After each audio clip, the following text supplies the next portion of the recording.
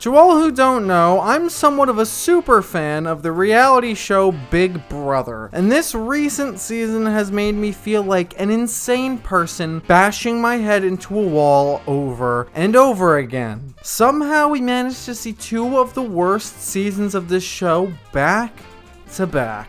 To those who don't know, Big Brother is a reality show where 16 complete strangers are put into a house that is completely cut off from the outside world. They have no TV, phones, or internet. Every house guest needs to compete every week for power and safety. Every Thursday, a house guest is voted out of the game, and when there are only 2 players left, every single evicted player votes between the 2 to decide who they think deserves to win the game. And the winner gets $750,000. It's an intense game of social politics, physical prowess, and endurance, both physical and mental. Big Brother is at its best when you see creative people overcome absurd obstacles and win in the end because they are fucking smart. It is the best reality show on television. It's the only good reality show on television. You see, the thing about these last 2 seasons is that they've had pretty good editing, lots of charming, down-to-earth contestants, and the occasional moment of absolute hilarious banter. But despite all this good stuff, everyone is still mad because these last 2 seasons were insanely, offensively boring. The last 2 seasons were so bad that you might be wondering why I'm praising the show so much, and it's because there was a time when the show was actually really good. Before I get into why this show sucks massive doo-doo now, I just want to put a disclaimer here that by me criticizing a person's game, that's not the same as me saying that I hate them or that they're a bad person. I genuinely believe that every single person on Big Brother 23 was a good person, and nobody should be saying anything negative about their character. There's far too much hate for these contestants online. I am simply critiquing their gameplay and pointing out why it makes for boring television. Last year we got Big Brother 22, which was far and away one of the worst seasons in the show's history. Basically, one big alliance of 6 people absolutely dominated the season, leading to a largely predictable and boring show. Everyone has complained about that season for the last year, and when I saw week 1 of Big Brother 23, I could tell that the producers were doing everything they could to prevent another large dominant alliance from forming. They had the gambling as a theme for the season, which I thought was a great theme, and they had everyone split up into groups of 4 players of 4, which I thought would make for smaller, more dynamic groups. The cast was incredibly likable. The first week was basically everything you could ever want in a first week of a season. Frenchie was wild and radical and unpredictable. Watching his failure of a first week was so exciting, and it reminded me of the best seasons of the show. This first week had me so hyped. I was like, fuck yeah, this is gonna be the best season ever!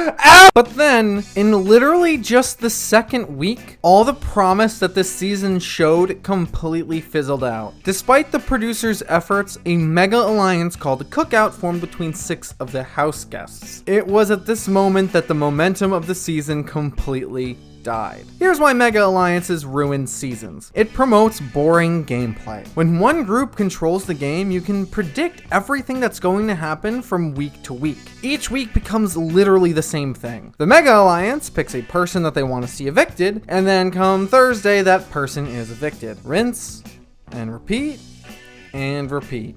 Once the Mega Alliance forms, it is a complete competitive steamroll, exactly like in BB22. I don't care if you're the reincarnation of Dan Giesling and Dr. Will. If you aren't in a Mega Alliance by week 2, you have no chance at winning the show. I really don't think that the inevitability of the season should be determined in the first 2 weeks. As a viewer, watching seasons like this is a complete slog. For 3 weeks, the Cookout dominated the game and was completely uncontested. But then, during week 5, Derek won head of household, and it was like the game just had a breath of fresh air. Derek was this massive wrench thrown in the Cookout. Seeing Derek secretly plan a backdoor plan on Christian was magnificent because the Cookout didn't want to see Christian go, and finally they weren't in control for like a week. The argument between Alyssa, Xavier, Christian, and Derek was the best moment of the entire season. Christian was pissed because he realized his fate was sealed and that he was gonna do everything he could to prevent his own demise. Derek standing his ground to these 3 players was epic. Derek pulling off that move was absolutely badass. Xavier's diary room session where he talked about needing to take out Derek was also insanely badass. Christian has been a great ally to me in this game. Christian serves as a shield for me the longer he's in this house. So if Derek X does backdoor Christian this week, when the time comes for me to take a shot at Derek X, I will be taking it. And I promise I'm not going to miss.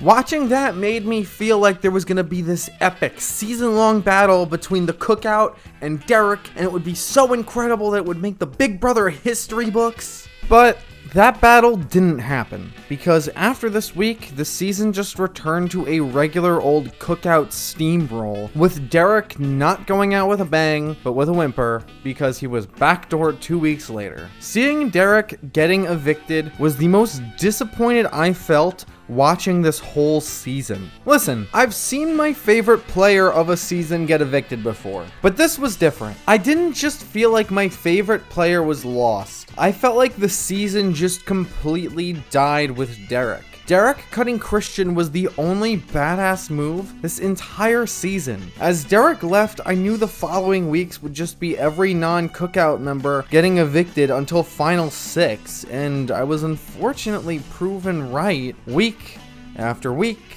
after week. I was really not impressed by anyone's gameplay this season. Everyone who wasn't in the Cookout just got absolutely slaughtered, and for most of the season, I didn't get the impression that anyone in the Cookout really wanted to win that badly. They all talked as if getting the Cookout to the Final 6 was winning. Guys, there can't be 6 winners. For a large portion of the game, no one in the Cookout was scheming against each other at all. Big D, Azza, and Hannah were the definition of floaters. Kyland was a likable guy, and his first HOH was very smooth, but it didn't seem like he knew what he was doing when it wasn't completely obvious what he should do. His second HOH made him seem like he had absolutely no direction in this game. Xavier's entire strategy was to be nice and win the occasional competition. A good strategy, but just one that is insanely boring to watch. He didn't really bring anything new to the show that we haven't seen others do in more interesting and entertaining ways in the past. Without a doubt though, the best player of the season was Tiffany. The editors really gave her the mastermind edit, but I feel like by allowing Tiffany to narrate the events of the show in the diary room, it gave most people the impression that she was more impactful on the game than she really was. Please just think about what she literally accomplished in the game, and it's not as impressive as you would think. She helped found the Cookout and came up with the idea that everyone should have a duo outside of the alliance, and I'll give her all the credit for that. That was a great strategy. But outside of that, she didn't really do that much else. The editors made her seem like this season's puppet master, but each time she tried to flip the votes, it never really worked, which led me to believe that they were editing the show in a way that favored her. Taking all this into account really leads me to not be that impressed by much of the gameplay at all. I can't point to one defining move of the season that led to a winner. There were no funerals or replacement nominee roulettes or I hate you all speeches. It was just 6 people doing everything they can to maintain the status quo. Derek definitely tried turning this season into the season that we all wanted it to be. But no matter how good of a player you are, you can't defeat a wall of 6. I found Tiffany to be compelling, but all of her gameplay only served to maintain the status quo rather than challenging it. It was at the point where when I saw the Cookout make their way to Final 6, I just didn't care anymore because I had already mentally checked out several weeks before that. There was no one for me to root for at that point, and I just didn't really care to watch the rest of the season. I was so mentally checked out of this season once Final 9 hit. It was the worst second half of any season in the show's history, and I don't think I'm exaggerating when I say that. And I gotta love all these dipshits on Twitter who throughout the whole season were like, no, this season isn't boring. Trust me, once it gets to Final 6, that's when the game really begins. You know what? There are entire seasons of the show where the game really begins when the game really began. Night 1. The expectation of a season of a television show shouldn't be that the first 90% of it is absolute dog ass, and then the last 10% of it are kind of okay. Why do you have such low expectations for the television that you're watching? This season made a double eviction boring. Saying that out loud, it just doesn't even sound possible. I also feel like the gameplay in these last 2 seasons hasn't been creative at all. I feel like whenever a player's in a bad situation, they're always either reliant on winning a competition or just their alliance saving them. As to where in seasons past it was incentivized for contestants to come up with unique and creative ways to get out of negative situations. What made Dan's funeral so interesting is that everyone was pissed at him and that he was going to leave, but then he had a little speech and that speech convinced everyone to be mad at each other instead of Dan, and it was really creative. And we just don't see gameplay like that at all anymore. Overall, this season was awful, just like last season. But unfortunately, I think it was inevitable. I feel as though there have been 3 precedents set over the last several seasons that have all compounded into this horrible slog of a 2-season run. First is Dan Giesling losing Big Brother 14. I don't think I'm making a controversial statement here by saying that I believe that the single greatest single-season game in Big Brother history was Dan Giesling's game in Big Brother 14.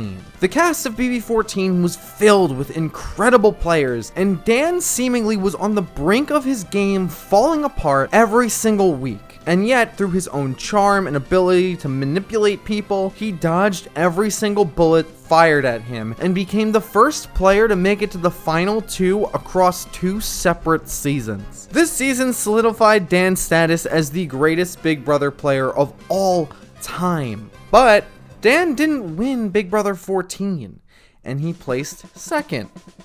But why? Well, you see, the entire jury decided that they were mad at Dan because he beat them and made them all look like idiots. And apparently it's the same question that Brittany just asked. Dan. Excuse me. What? Have you people ever watched Big Brother? This happens every season. What show have you people been watching? Even though this was stupid and every fan hated it, the precedent was unfortunately set, and since then, bitter juries have been fairly common. Seasons 14, 18, 19, and 20 all saw the best player of the season come in second simply because members of the jury were mad at them for winning. The worst one was easily season 19, when Paul was the only player with any semblance of a strategy the whole season, and yet he placed in second to a guy who should have been evicted by week 4. You know, brutal, cutthroat, Machiavellian gameplay used to be something that the jury members respected, but now it's called bad jury management. Number 2, Derek Levasseur winning Big Brother 16. For those who don't remember, Derek was one of the best puppet masters we've ever seen play Big Brother. Basically, Derek formed a mega alliance with 9 people, with webs of smaller alliances within it. That way, he was part of every single player's strategy and controlled the game no matter who was in power. Derek made winning Big Brother look easy. Listen, I actually really like this season, and Derek, this is the first season of Big Brother I ever watched, and I was immediately hooked. I didn't really care that it was predictable back then because I never seen the show before, so I didn't really care about any of that. Also, Derek was the only cast member I had ever actually met in real life. I liked the guy, he was nice to me in person, and I really do like the guy's podcast with Cody, but he was so successful in Big Brother 16 that he kind of ruined the show. He was one of the first players to see success with a mega alliance of 5 or more people, and in every single season since then, there has been a mega alliance filled with people who are trying to play the exact same game that Derek did. And when you have a season of wannabe Dereks, you get a pretty boring season. Number 3, the cancellation of Jackson Mickey. You see, back in Big Brother 21, there was a lot of people in the fan base who thought that Mickey was a racist. I remember thinking he was a racist too back in the day. On finale night, Julie Chen even called him out for it on live television to get him to apologize. And I remember when it happened, I kind of felt like it was justified. But after the season, Mumkey Jones made a 45-minute video where he debunks every claim made against Mickey as either a misunderstanding or just flat out wrong. For example, there's this clip online of Jackson allegedly actually saying the N-word, but audio engineers listened to it about 1,000 times and confirmed that he actually said, "He's in there." But this clip got circulated a lot, and I think a bunch of people interpreted his actions based on this clip when it was actually not true. After seeing this video, I felt like I gained a new perspective and saw Mickey as just a pretty normal dude who didn't do most of the things that people said that he did. I'm not going to get into that situation here because this video would get far too long, and this video is about a completely different subject. But if you hate Mickey, I highly encourage you to watch the Monkey Jones video. I think you'll get a new perspective on the guy like I did. My point is, I think people were a little too cancel happy with Mickey. Mickey's situation proves to me that social media is ruining this show. Back in the glory days of the show, you could get into an argument with another player, and in a few months, you would go home and mind your own business. But now, social media and cancel culture has gotten to the point where players are scared to make big moves and speak their minds without a mob of angry people on Twitter trying to get them fired from their job or slander them to no end. Same conversation a year later, I guess. These guys are so political when they get up there and they give their final speeches right now. This kind of goes into where Big Brother is going wrong. There's such an awareness of social media and branding and the availability to do things after the show that we're really, really starting to see. I mean, this season is bringing it to a new level where I almost feel like these people are approaching this as if brands are watching them on TV and how they're conducting themselves, and they're not willing to go outside their comfort zone or cause any drama or make any type of confrontation live on TV because it could affect the offers they get afterwards. Because literally, we've had no bad feelings, like nothing expressed, no blow-ups, no nothing. It's because the keyboard warriors on Twitter who don't have their own photo as their handle, who probably have 4 different accounts, who have not shown their face on the internet, and so they feel like they can just like bombard people's pages with 4 different accounts, so it seems like, oh my god, I'm getting overwhelmed when it's really one person, have now taken over the social media area, the ecosystem for and sure, have made people scared to really just be themselves. We've seen people kind of get canceled or lose jobs or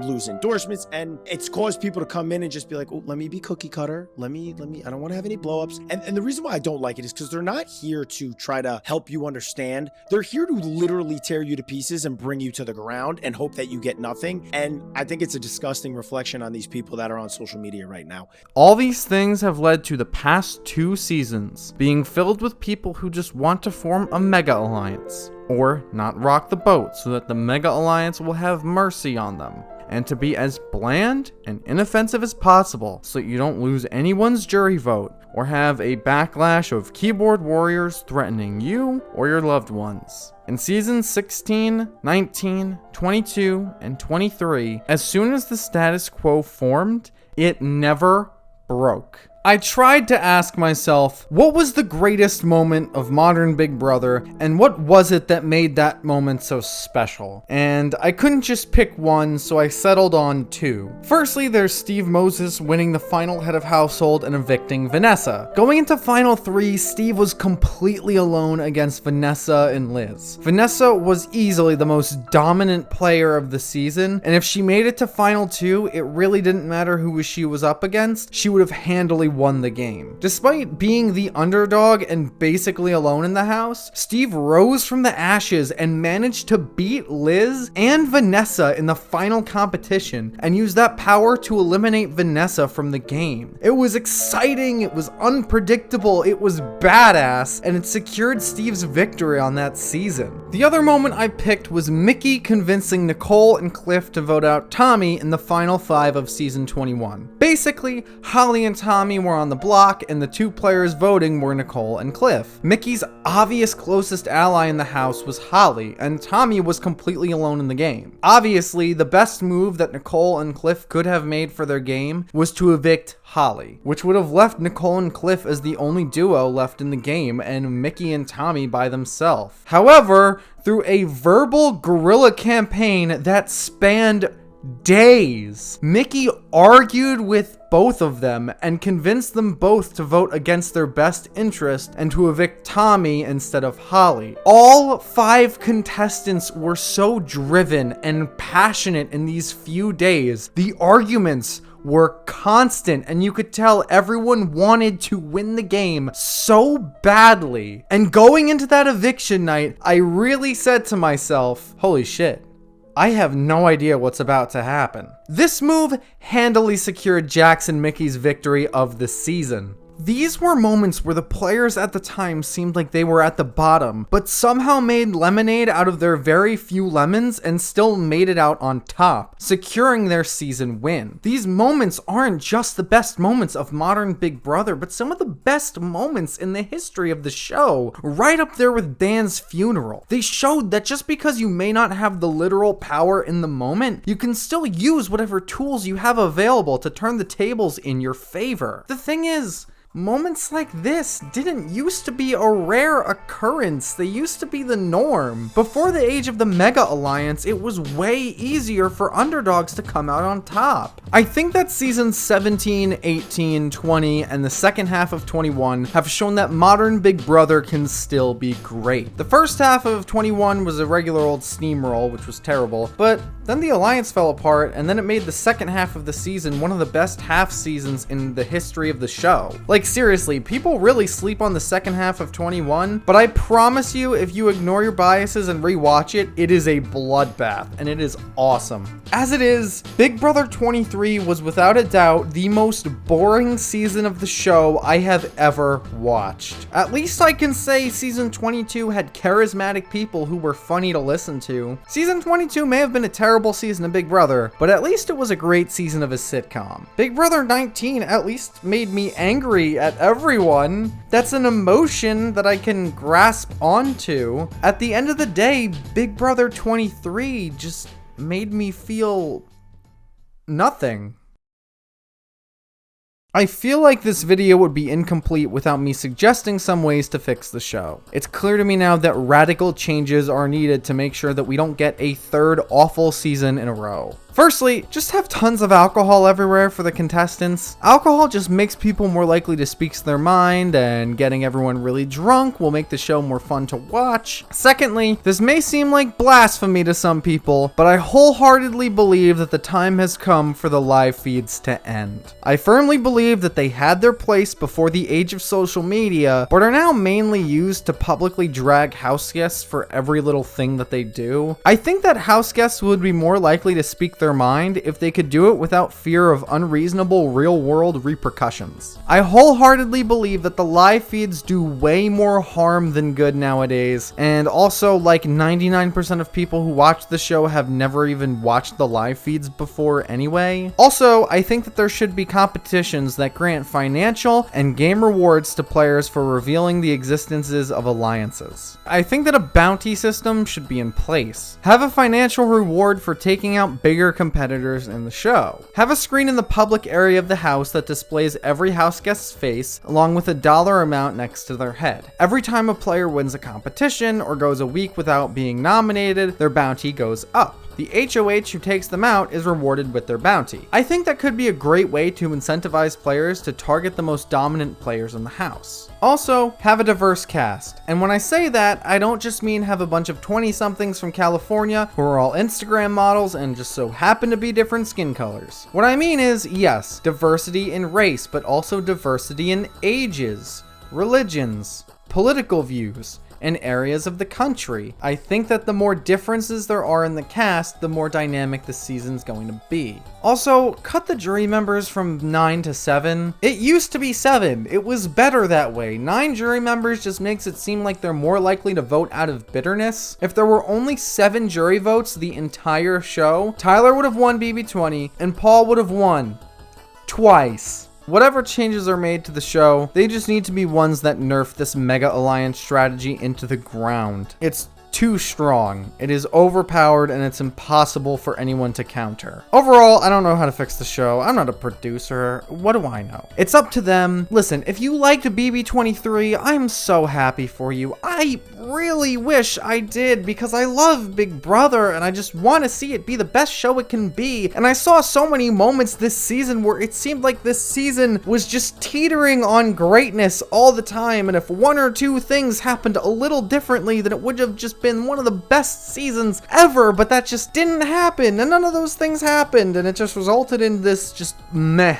of a season. Overall, this isn't the worst season of the show. BB19 is still worse. I wholeheartedly don't think anything could be worse than BB19. Let me know what you would do to fix the show. What's your favorite season of the show? Who's your favorite player of the show? I'm really curious. I'm gonna go work on my video reviewing every M. Night Shyamalan movie from now on. Goodbye!